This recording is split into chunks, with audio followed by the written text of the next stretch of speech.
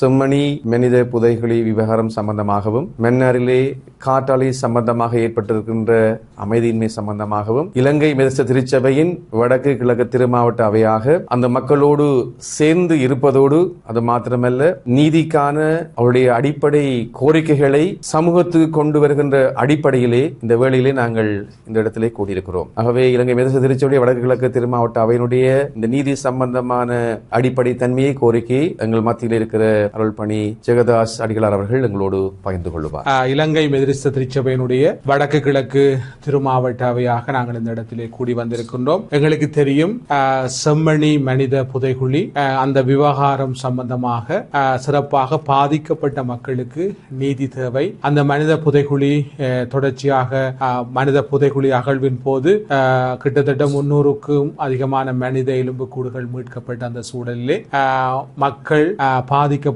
மக்களுக்கு நீதி தேடி இலங்கை மெதடிஸ்த திருச்சபையின் வடக்கு கிழக்கு திருமாவட்ட அவையாக அந்த மக்களுடைய நீதிக்காகவும் நியாயத்திற்காகவும் இந்த செம்மணி புதைகுழி சர்வதேச தரப்பின் முன்னிலையிலே ஒரு சர்வதேச விசாரணை அடிப்படையிலே இது நீதி வழங்க வேண்டும் என்பதும் பாதிக்கப்பட்ட மக்களோடு நாங்கள் திருச்சபையாக உடனிருந்து அவர்களுடைய நீதி பயணத்திலே நாங்கள் கூட்டுரிமை கொண்டு கிறிஸ்துவனுடைய மாதிரியாக அல்லது கிறிஸ்துவை இந்த இடத்திலே அடையாளப்படுத்துகின்ற ஒரு பணியினை நாங்கள் முன்னெடுத்திருக்கிறோம். அதே வேளையிலே மன்னாரிலே காற்றாலை அமைக்கின்ற அந்த விவகாரத்திலே காற்றாலை அமைப்பதனால் அங்கே ஒரு மிக சமூக தீமையும் சமூக கேடும் ஏற்படுவது மாத்திரமல்ல வள அழிவு இயற்கை வள அழிவு ஏற்படும் என்று சொல்லி அந்த மக்கள் அந்த இடத்திலே வாழுகிற மக்கள் அந்த காற்றாலைகளை அந்த இடத்திலே அமைக்க வேண்டாம், மக்களுடைய கருத்துக்களை புறந்தள்ளி மக்களுடைய கருத்துக்களை கேட்காமல் காற்றாலைகள் அமைக்கப்படுவது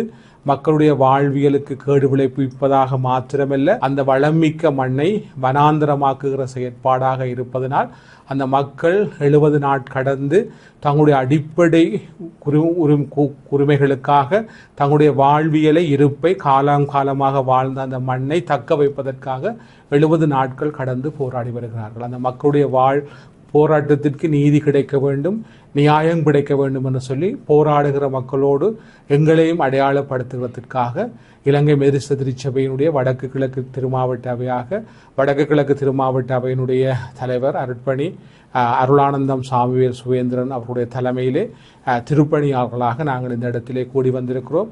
இன்றைய நாள் 9:40 இருந்து 2 மணித்தியாலங்கள் செம்மணி மனித புதைகுழிக்கு முன்பாக அணையா விளக்கு திடலிலே ஒரு கவன ஈர்ப்பு போராட்டத்தையும் அதனைத் தொடர்ந்து மன்னாருக்கு சென்று காற்றாலை அமைப்பதற்கு எதிராக மக்கள் முன்னெடுத்து வருகின்ற அந்த மக்கள் போராட்டத்துள்ளே நாங்கள் பங்கெடுத்து எங்களை பாதிக்கப்பட்ட மக்களோடு அடையாளப்படுத்துவதற்காக வந்திருக்கின்றோம்.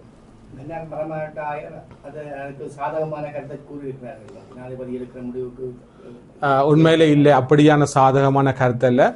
ஆயரோடு நாங்கள் இது தொடர்பாக கலந்துரையாடினோம்.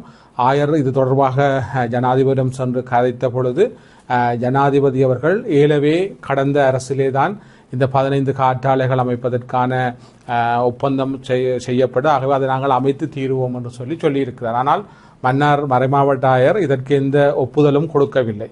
ஆகவே ஆயர் பாதிக்கப்பட்ட மக்களோடும் பாதிக்கப்பட்ட மக்கள் முன்னெடுக்கின்ற போராட்டத்தோடும் உடன் இருக்கின்றார்.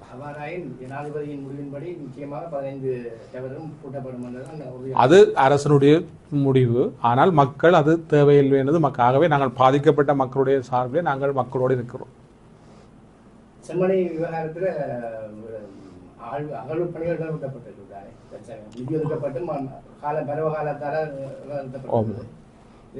தொடர்ச்சியான அகழ்வு பணிகள் எத்தனையாவது மாதம் மீண்டும் ஆரம்பிக்கப்படும் என்று நாங்கள் உண்மையிலே எங்களுக்கு சொல்லப்பட்டது என்னன்னு சொன்னால் மழை வீழ்ச்சி இருப்பதனாலும் சுற்றவர வெள்ளம் இருப்பதனாலும் தற்பொழுது அகழ்வு பணி நடத்த முடியாது. ஆகவே இதன் மழை காலம் போய் பின்னர் பருவகாலம் மீள பருவகாலம் வருகிற பொழுதுதான் அகழ்வு பணி மேற்கொள்ளலாம் என்று சொல்லப்படுகிறது. எங்களுடைய கோரிக்கை என்னவென்று சொன்னால் அதற்கு நியாயம் கிடைக்க வேண்டும், நீதி கிடைக்க வேண்டும். அதற்காக நாங்கள் தொடர்ந்தும் பாதிக்கப்பட்ட மக்களோடும் நீதி கோருகின்ற மக்களோடும் திருச்சபையாக உடன் இருப்போம். மன்னார் விவகாரத்துக்கு மீண்டும் அரசியல் பின்னூட்டல் ஒன்று நடந்ததால் ஆர்ப்பாட்டங்கள் போராட்டங்கள் ஒன்று நடைபெற்றதாக கூறப்படுகின்றது. பெரிய போராட்டம் ஒன்று நடந்ததாக உண்மை. இது பின்னூட்டலாகத்தான் நடைபெற்றதாகவும் அதன் இன்னொரு சக்தி இயக்கியாகவும் கூறப்படுகிறது. இது தொடர்பாக இது சொல்லப்படுகின்ற கதைகள் இது தொடர்பாக நாங்கள் ஆராய்ந்து பார்க்க வேண்டிய தேவை எங்களுக்கு இல்லை. ஆனால் பாதிக்கப்பட்ட மக்களோடு நாங்கள் உடன் இருக்கிறோம். அந்த போராட்டம் கூட அந்த காற்றாலைகள் எடுத்து வரப்படுகின்ற பொழுது மக்கள் அதை மறைத்து ஜனநாயக முறையிலே ஆர்ப்பாட்டம் செய்த பொழுது மக்களை போலீசார் தாக்கி அந்த காற்றலை பாகங்கள் கொண்டு வந்த வாகனத்தை எடுத்து சென்றார்கள். அதன் போதும் இலங்கை மெதிர்ச திருச்சபையினுடைய வடக்கு கிழக்கு திருமாவட்ட அவையாக இந்த கண்டனத்தை நாங்கள் பகிரங்கமாக தெரிவு செய்திருந்தோம். ஆகவே எங்களை பொறுத்தவரையிலே மக்கள் தங்களுடைய நியாயமான கோரிக்கையை முன்வைத்தெடுக்கின்ற மக்களுடைய போராட்டத்திலே அந்த அறப்போராட்டத்திலே திருச்சபையாக நாங்கள் பாதிக்கப்பட்ட மக்களோடு உடன் இருக்கிறோம். இது சொல்லப்படுகிற பொழுது அரசியல் பின்னூட்டங்கள் பின்புலங்கள் இருக்கலாம் என்று சொல்லப்படுகிறது ஒவ்வொருடைய கருத்துக்கள். ஆனால் எங்களுடைய கருத்து எங்களுடைய நிலை என்று சொன்னால் எப்பொழுதும் பாதிக்கப்பட்ட மக்களுடன் இருத்தல். பொதுவான ஒரு கேள்வி, பல நாடுகளில் அனல் மின் உற்பத்திகளை நிறுத்துவதற்காக இயற்கையான உற்பத்திகளை உத்வேகம் கொடுப்பதற்காக இவ்வாறான சோலார் பேனல் மற்றும் காற்றாலை போன்றவை உருவாக்கப்பட்டுதான் இருந்தது. எமது நாட்டில் இவ்வாறு ஒரு பின்னணி உருவாக்கப்படும் போது இது என்ன சாதக பாதகங்களை என்று நீங்கள் உருவாங்க பாதகமான நிலை எவ்வாறான உருவாக எனவே இதற்குரிய சூழலியலாளர்கள் அண்மையிலே யாழ்ப்பாண பல்கலைக்கழக புவியியல் துறை பேராசிரியர் நாகமுத்து பிரதீபராஜா கூட தன்னுடைய இந்த சூழலியல் விளக்கத்தை பதிவு செய்திருந்தார். முதலாவதாக சொன்னது பறவைகள் பாதிக்கப்படும், கடல் வளம் பாதிக்கப்படும், மக்களுடைய அலைவார சத்தங்கள் அதாவது அதை எழுப்புகிற ஒளிகள் மக்களுடைய இயல்பு சூழலை பாதிப்பது மாத்திரமில்லை, அங்கிருந்து வெளியிடப்படுகின்ற கதிர்வீச்சுக்கள் மக்களுடைய சுவாசத்திற்கு மிகப்பெரிய கேடு விளைவிப்பதாக அமைகிறது. நீண்ட காலமாக இந்த சூழலியலாளர்கள் இது சம்பந்தப்பட்ட ஆராய்ச்சியாளர்களுடைய முடிவுகளின்படி இது மக்கள் வாழ்விடம் நீங்கள் சொன்னது போன்று மேலைத்தேய நாடுகளிலும் சிறப்பாக ஐரோப்பிய நாடுகளிலும் காற்றலைகள் பொருத்தப்பட்டிருக்கிறது.